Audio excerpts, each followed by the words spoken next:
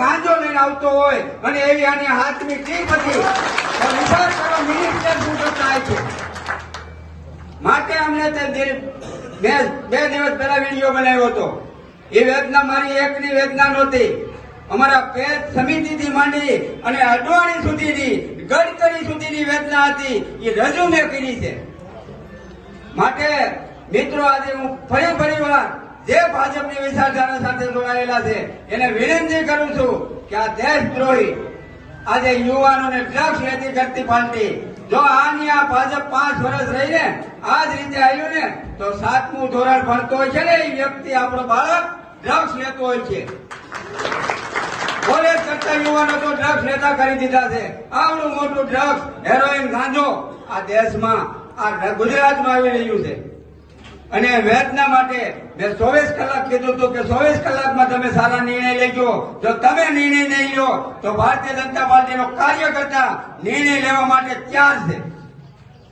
અને આ નિર્ણય મારો એકનો નિર્ણય નથી, કારણ કે આ વ્યક્તિ આ ભાજપ બહુ દબાવે છે.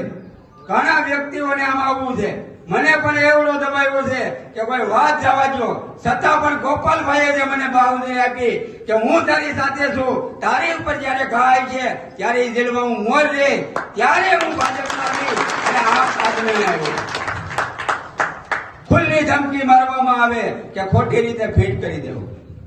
માટે હવે તાકાતથી જનૂન સાથે અને હું આજે આપને તમામ કાર્યકર્તાઓને પણ કહું છું કે અમે તમારી સાથે જેમ દૂધમાં સાકર ભળે ને એમ તમારી સાથે ભળી અને તમારી સાથે ખભો મિલાવી અને કામ કરીશું.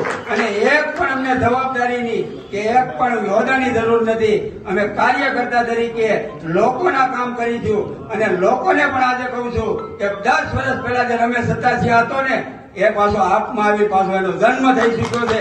જ્યારે પણ જરૂર હોય ત્યારે ફોન કરજો. રમેશ સત્તાસિંહ એનો હેલ્પ છે. અને ફરી વાર મોટા મુંજિયાસરને આવો સરસ લાભ આપવા બદલ ફરી વાર તમામનો આમ આદમી પાર્ટીનો પણ આભાર, આયોજકોનો આભાર, આજે મીડિયા મિત્રો અહીંયા હાજર રહ્યા છે એમનો પણ આભાર અને તમામ લોકો હાજર રહ્યા છે એમનો પણ ખૂબ ખૂબ આભાર. વંદે માતરમ, ભારત માતા કી જય.